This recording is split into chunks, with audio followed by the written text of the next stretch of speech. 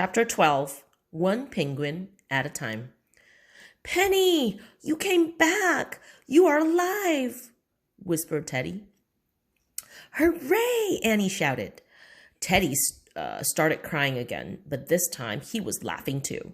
Kathleen and Jack and Annie laughed with him, and the only tears now were tears of joy and relief. The little penguin blinked and looked at each of them, one at a time.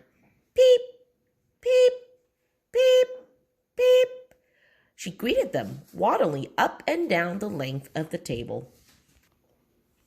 Teddy picked up Penny. He rubbed his cheek against her furry head. It's a miracle, he said softly. Trumpet blast came from the distance, startled.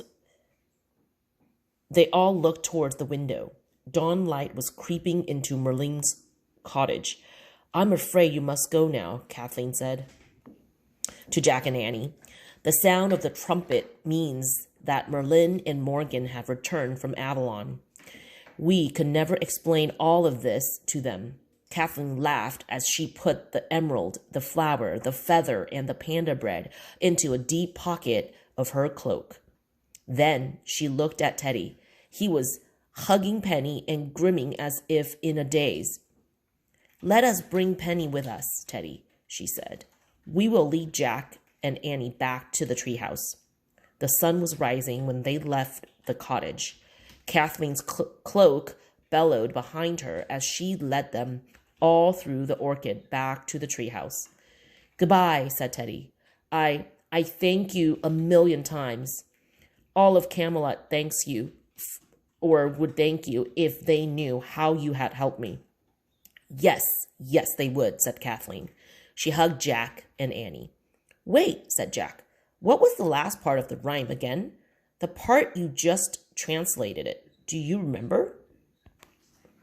Yes, I do, said Teddy. Then he recited the words from memory. When these four things come together with the one who cast the spell will then be broken and all again be well. Oh, now I get it, said Annie. You broke the spell, Teddy. You broke it all by yourself. By feeling all the feelings you felt for Penny, you broke the spell. Yes, said Kathleen. I quite think that's what happened. The four things that Jack and Annie brought back did not break the spell. They only served to awaken feelings deep within you, Teddy. And that is what really broke the spell. Yes, you must be right, said Teddy. I'm sorry you two had to go to such trouble to help me, and that Kathleen had to worry so. Not only Penny, but all of you suffered on my behalf. That's okay. We loved all our missions, said Annie.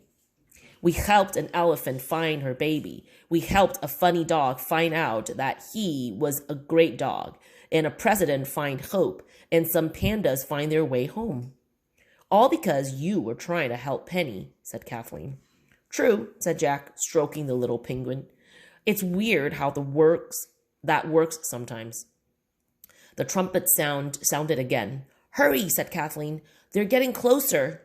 Annie brushed her hand down Penny's back.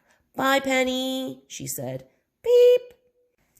And peep to you, said Jack. He kissed the top of the penguin's fuzzy head.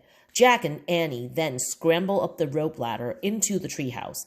Annie grabbed the Pennsylvania book, while Jack hurried to the window. Sunlight poured into the treehouse, making it blindly bright.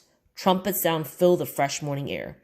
I wish we could go home, Annie said, pointing to a picture of the Frog Creek woods. Farewell, Teddy shouted from the dazzling light. Thank you. The wind began to blow. The treehouse started to spin.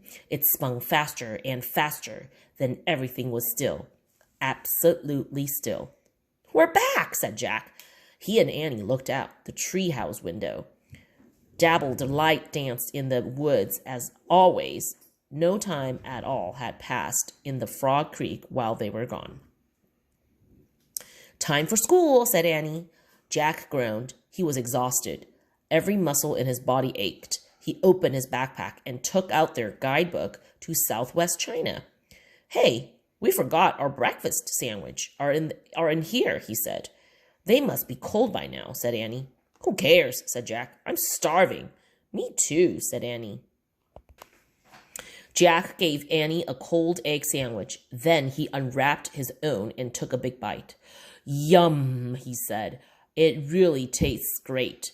This is our panda bread, said Annie, made with love by Mom, one of our keepers. Jack laughed. Right. So the panda bread stands for protecting the pandas, Annie said between bites. I think it stands for protecting birds too, like Penny. Of course, said Jack, his mouth full. And trees and other plants, said Annie.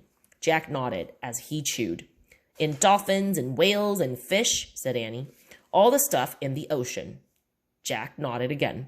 Annie finished her sandwich and wiped her mouth. In fact, there are millions of things to protect, she said. Whoa, slow down, said Jack. He pulled on his backpack. One panda at a time. Right, said Annie. One penguin at a time. Right, said Jack. The two of them climbed down the rope ladder. Then they hurried through the Frog Creek woods, finally on their way to school.